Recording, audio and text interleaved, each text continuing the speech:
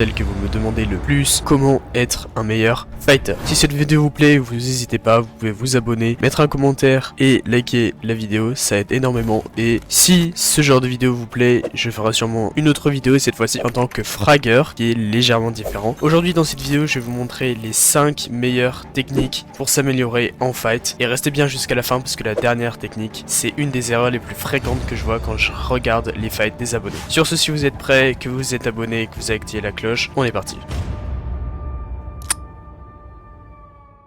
La première technique que je vais vous montrer, c'est une technique qui est quand même assez connue mais trop peu utilisée lorsque un joueur va attaquer votre box. Premier réflexe, toujours mettre un cône dans la box, mais lorsqu'un adversaire va attaquer votre box par le dessus, il va en général mettre un escalier comme ça et essayer de pickaxe votre box. Jusque là, on est d'accord. Un conseil qui peut être très fort, bon déjà avoir de l'espace c'est quand même presque obligatoire, mais lorsque vous voyez que le joueur va venir vous pickaxe ici, d'abord il va placer son escalier et après uniquement, il va descendre pour essayer de pickaxe la box. Mon conseil c'est donc le suivant, lorsque vous voyez que le joueur va mettre l'escalier ici, préparez une edit comme ça, bon là dans ce cas là faudra plutôt se décaler ici, mais ce que vous pouvez faire c'est préparer l'edit, mettre le cône et fermer, première possibilité. La deuxième, ce qui est en général ce que je conseille le plus, lorsque le joueur va descendre, vous préparez déjà à edit, dès que vous voyez qu'il touche l'escalier qui commence à essayer de pickaxe, tac et vous faites reset. Je le fais, il arrive là, tac et vous faites reset. On reset, je bouge même pas mon crosshair, pas forcément utile, je peux aller reset en allant chercher le mur ici, vous voyez que là, il faut quand même un bon timing si je veux reset avec la molette. Donc ce que je conseille de faire en général c'est juste shoot, prendre le mur dans la main et faire votre molette. Pareil pour les manettes, ce sera encore plus pratique parce que sur manette on peut pas toujours juste faire ce mouvement là pour aller le fermer. Lorsque le joueur il arrive là, vous pouvez faire, vous voyez où vous l'entendez arriver là, préparez l'edit, dès qu'il arrive un petit coup, ouais bon moi j'ai pas de bon timing, et après vous tirez et vous avez normalement au moins 80 damage de garantie dans le fight. Sachant que vous avez une double box, après vous pouvez largement essayer de passer sur le côté de l'epice control, voire de reprendre la hauteur après parce que vous avez l'avantage de l'espace aussi.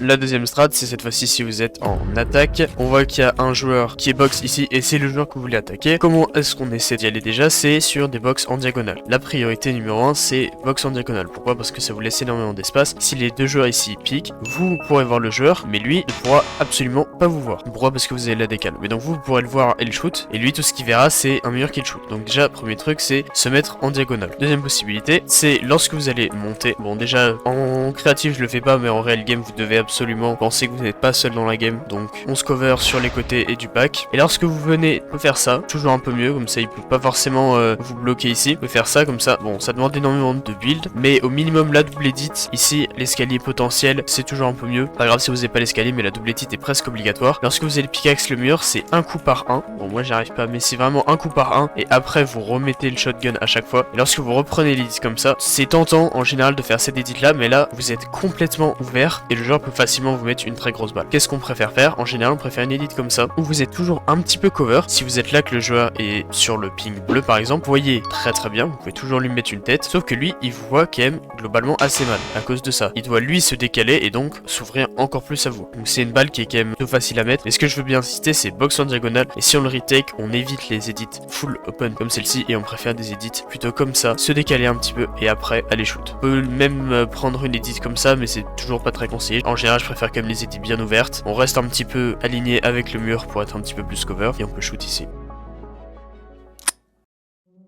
On imagine maintenant que vous voulez attaquer cette box, le joueur est juste en dessous. Lorsque vous allez pickaxe, donc à chaque fois un coup de pioche, on se décale, un coup de pioche, on reprend le pompe, puis on décale, très important. Tac, petit coup de pioche, on réédite et au moment où je réédite, je me colle ici, un petit coup de pioche et je ferme directement pour éviter de me prendre des shots inutiles. Et vous voyez que le joueur essaie quand même énormément lorsque je casse le wall de pré-fire, c'est-à-dire de pré-shot, de tirer pile à l'instant où le mur se casse pour me faire des damages qui puissent après me rush. Qu'est-ce que je fais dans cette situation? Alors, le truc principal pour counter les pré-shots, et ça c'est un truc que je vois littéralement personne le faire alors que c'est une stratégie qui est vraiment beaucoup trop forte. J'insiste bien, il faut que le mur soit très low HP. En général on essaie de le mettre 40 comme ça, ou encore un petit peu moins. On essaie vraiment de le mettre à 1 HP. 9 HP là par exemple, c'est parfait. On essaie vraiment de mettre le mur à 1 HP, et en fait ce qu'on va faire c'est qu'on va prendre la pioche. Si je prends l'exemple ici, on va pas taper comme ça parce que ça va le casser le mur, on va le taper très haut. Voilà. Ou limite vous pouvez sauter, donc vous allez taper votre mur, sauf si vous faites ça comme ça, et vous allez faire ça. L'objectif c'est que lorsque vous allez faire ça, ce petit mouvement là, le joueur en face il va penser pensez que vous allez essayer de casser pour passer à travers, le replace, donc il va shoot, et en fait en shootant il va casser son propre mur, et donc ça vous permet de replace instant. L'objectif c'est on saute, ou pas d'ailleurs, vous pouvez juste faire ça, mais en sautant ça vous permet d'avoir le viseur déjà bien placé, malgré que vous soyez un petit peu plus ouvert, pas forcément un problème, parce que là l'objectif c'est juste de le replace. Donc là ce qu'on peut faire c'est ça, et directement après, bon là pas en l'occurrence, pas taper ici, mais en l'occurrence c'est directement ça, on prend la pioche, on commence l'animation, et au moment de l'animation on va se mettre instantanément pour replace. Si on se met dans la peau de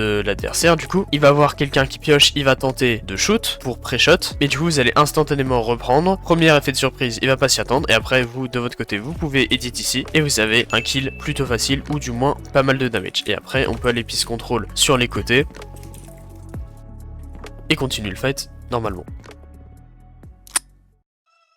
Par rapport au side jump, parce que je vois énormément de gens qui essaient de les utiliser en fight mais qui ne savent pas comment bien side jump. Lorsque vous allez faire un side jump comme ça pour monter sur le toit de la box, vous allez devoir escalader. Si le joueur est ici, franchement ça va être assez compliqué, parce que vous allez escalader et vous êtes quand même très vulnérable parce que vous ne pouvez pas cancel l'animation. Vous pouvez juste sauter comme ça, vous n'allez pas l'atteindre. Il faut vraiment que vous soyez entièrement dehors de la box, sans sprint si vous voulez monter. Si vous voulez monter en sprintant, vous n'êtes pas obligé de sortir parfaitement de la box. Vous pouvez juste vous mettre sur la limite et grimper comme ça. Par contre, lorsque vous avez un cône dans la box avec le sprint, vous pouvez avoir assez de hauteur pour monter pile ici et après pouvoir reprendre l'avantage sur votre adversaire qui se trouve là. Et je le refais, vous êtes ici, vous voyez que l'adversaire est juste au-dessus, on édite celui-là. De toute façon je vous mettrai des clips à chaque fois. Vous pouvez juste en faisant ça avoir assez de hauteur pour monter ici et donc pouvoir reprendre la hauteur juste avec un cône dans la box. Ça marche aussi avec un escalier, mais avec l'escalier vous êtes obligé de sprint, alors qu'avec le cône vous êtes obligé de sprint, mais vous pouvez très facilement reprendre dans la hauteur.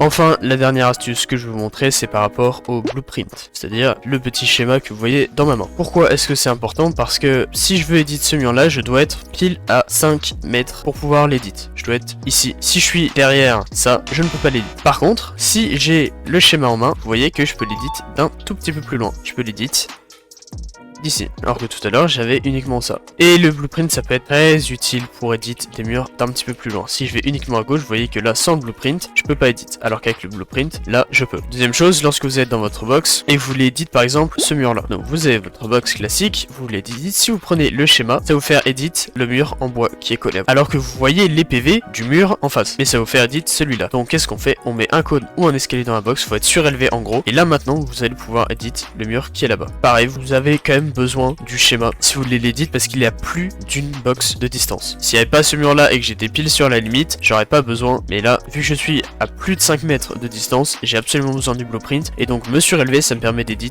à plus grande distance. Pareil pour le cône, quelque chose que tout le monde ne sait pas, mais le cône c'est le build qu'on peut placer à la plus grande distance, ça peut toujours être utile. Regardez où je suis et je peux déjà mettre des cônes tout là-bas. Et ça, c'est quand même quelque chose qui est super important à savoir. Et le blueprint, il marche pour littéralement tout. Bon, là, je suis un petit peu loin même, mais je peux quand même aller edit ce cône-là qui pourtant est quand même pas très loin aussi.